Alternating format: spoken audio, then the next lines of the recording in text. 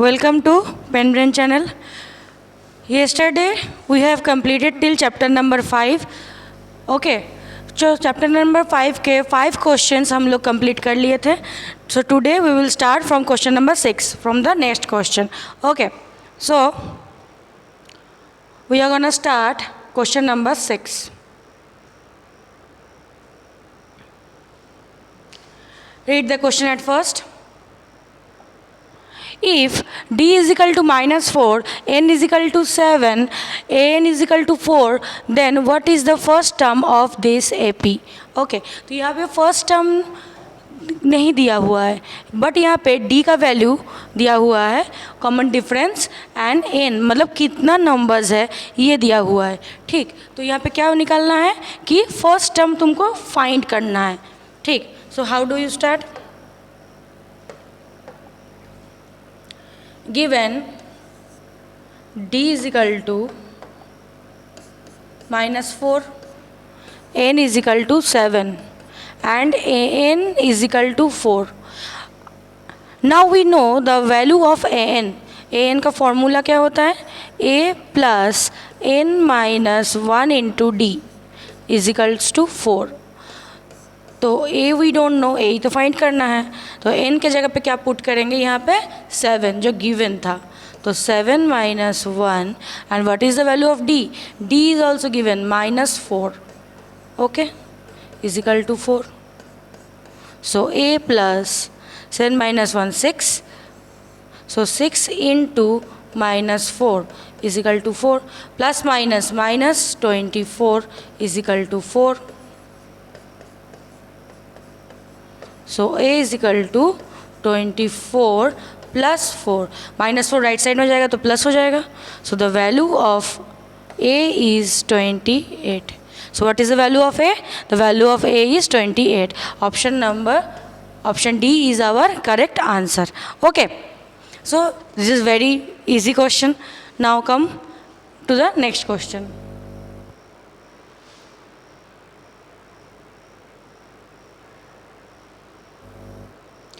Now read the question. Question number 7 is telling that 21st term of an AP for whose first two terms are -3 and 4 is 173 or 137 or 143 और 138. मतलब इसमें क्या given है? इसमें given है कि first term आप लोगों का है -3 और सेकेंड टर्म है 4. फर्स्ट टर्म ये है first term. Okay, this is A and this is not D. ये सेकेंड टर्म है. D we have to find. Common difference क्या होगा? हम लोगों को फाइंड करना है. देन हम लोग क्या फाइंड करेंगे? 21st टर्म का वैल्यू क्या है. ठीक, नाउ A गिवन है -3, D नहीं गिवन है but D we will find. So D का वैल्यू क्या होता है? Second term minus first term. Okay, तो second term is 4 and first term is -3. So 4 minus plus 3 that is 7. तो हम लोग का D का वैल्यू क्या मिल गया? D का वैल्यू मिल गया 7 and A value is -3. Okay, now क्या फाइंड करना है? 21st term. तो 21st टर्म मीन्स A21. अब A21 का फॉर्मूला हम लोग लिख सकते हैं a plus n minus 1 into D. n के जगह 21 पुट करेंगे, 21 माइनस 1 20 हो जाएगा, तो a प्लस 20d हो जाएगा. तो डायरेक्ट हम पिछले वीडियो में भी बोले थे आप लोगों को कि जब 21st टर्म होगा उसे एक कम कर देना है, मतलब 20 कर देना है d के साथ मल्टीप्लाई. तो a तो रहेगा ही फर्स्ट टर्म, और जब 21 टर्म होगा तो उससे 1 माइनस कर देना है और वो हो जाएगा तब 20d. ओके, तो a का वैल्यू है -3 plus 20, d value is here 7. Okay, so -3 plus 140 that is 137. 143 minus हो गया तो 137. What is our option? Yes, option number B. Option B is our correct answer. Very easy question. A given है, D नहीं given था, D को निकल लेना है second term minus first term करके. तो जब second term minus first term करके हम लोग निकाल लेंगे तो डी का वैल्यू निकल जाएगा 7। तो फिर A21 का वैल्यू डायरेक्ट A + 20D लिख देना है, ए का जगह ए का वैल्यू, डी के जगह डी का वैल्यू पुट करने से के बाद इसका वैल्यू निकल जाएगा। ठीक, now come to the next question.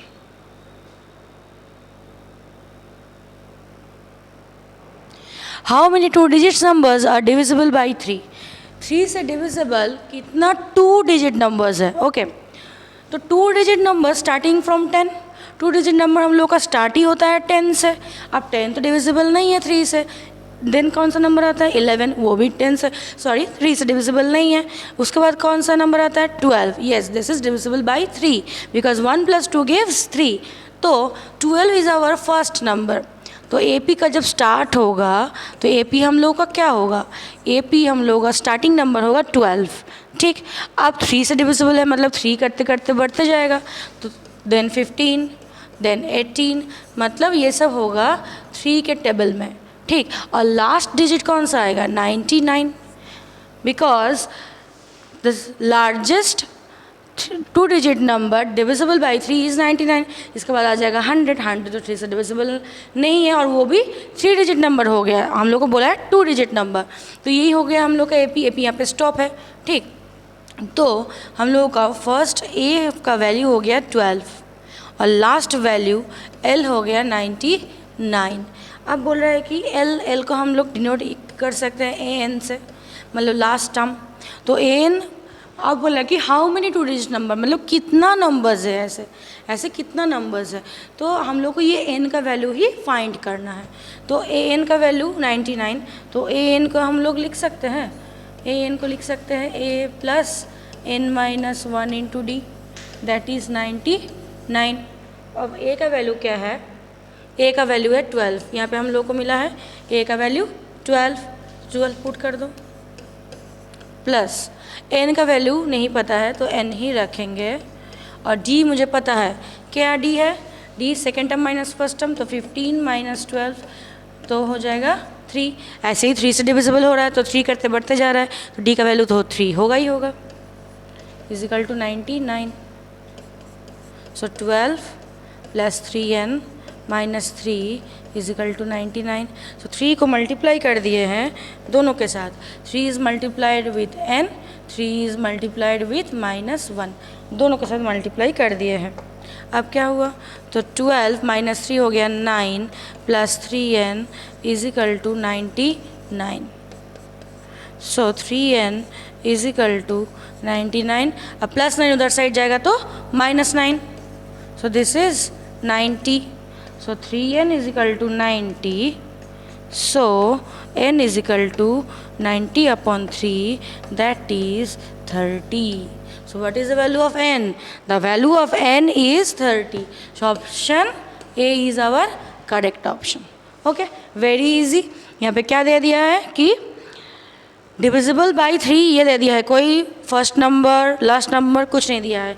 तो हमको ये सोचना है, we have to think it that what is our possible first number of 2 digit divisible by 3 that is 12, and what is the possible last number of 2 digit divisible by 3 that is 99। तो ये 99 क्या हो गया, ये हो गया AN का value, ये हो गया AN का वैल्यू। अब AN का फार्मूला हम लोगों को पता है, AN का फार्मूला A + N - 1 × D, वहाँ पे D का वैल्यू पुट कर दिए, A का वैल्यू पुट कर दिए, N का वैल्यू निकल के आ गया। Okay, I hope you are understanding all these things. Now, come to the next question. Question number 9. The sum of how many terms in the AP 579 must be taken to get the sum 1020? Okay, तो यहाँ पे क्या दिया है, यहाँ पे AP मेरा दिया हुआ है। AP क्या है, यहाँ पे AP है 5 7 9. This is our AP. So what will be our first term? So our first term A is equal to 5, and what is our value of D? D is equal to second term minus first term, every time second term minus first term. Okay, second term से first term minus करेंगे, तो 7 - 5 that is 2. तो A और D का value हम लोगों को निकल गया है। अब क्या करना है, हम लोगों को बोला है कि सम है 1020, that means ASN equal to 1020 1020. Okay, तो ASN का फॉर्मूला क्या होता है? n/2 2a plus n-1 into d is equal to 1020. Okay, so what is the value of n? We don't know, we have to find n. So n को n ही रखेंगे. a का value क्या है? a value is 5 plus n-1. What is the value of d? 2. Okay, now n/2 that is 10 plus 2 multiply कर दो दोनों के साथ. n should be multiplied with 2 should be multiplied with n as well as 1. तो 2 into n 2n, 2 into 1 2, that is 1020. Okay, so n upon 2, 10 minus 2 8 plus 2n is equals to 1020. Okay, now I am writing here. So n upon 2, अब हम 2 common ले रहे हैं. 8 plus 2n है, तो 2 अगर common ले लेंगे तो ब्रैकेट के अंदर क्या रहेगा? 4, क्योंकि 8 से 2 डिवाइड हो गया है. 4 एंड 2n से 2 चला गया, तो only n is equal to 1020. 2 cancel हो गया, तो यह बचा क्या? So n into 4 plus n is equal to 1020 multiply. So 4n square, हम n इंटू n स्क्वायर पहले लिख दिए, ठीक है, क्योंकि मुझे मिडिल टर्म फैक्टर करना है. 4 into n 4n and 1020 right side में प्लस में था, लेफ्ट में आएगा तो minus 1020. Okay, so minus 1020 that is equal to 0. Now you have to do the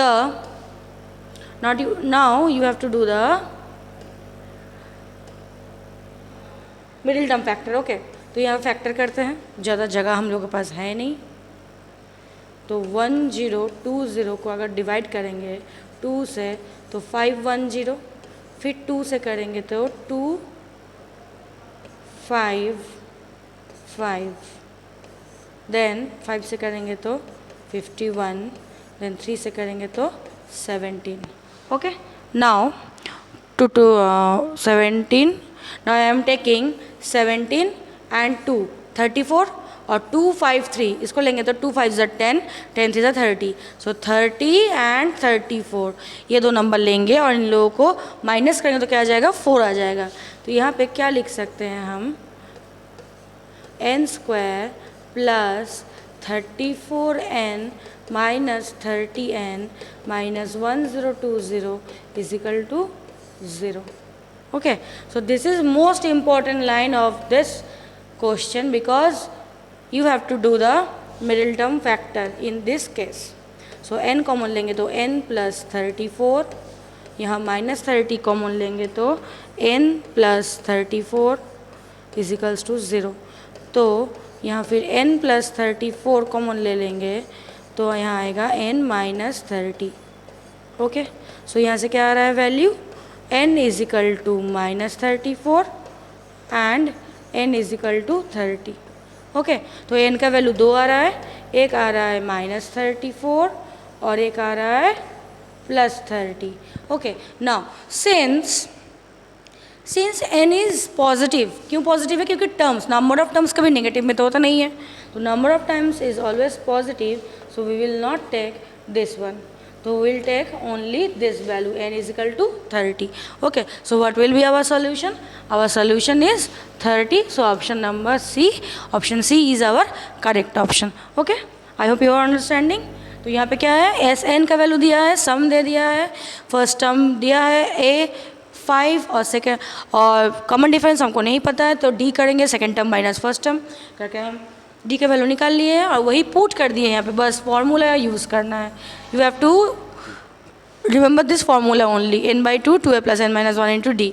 यहाँ पे n का वैल्यू हमको नहीं पता है, वही फाइंड करना है. a का वैल्यू पुट कर दो, d का वैल्यू पुट कर दो तो हो जाएगा. Okay, now come to the next question, the last question.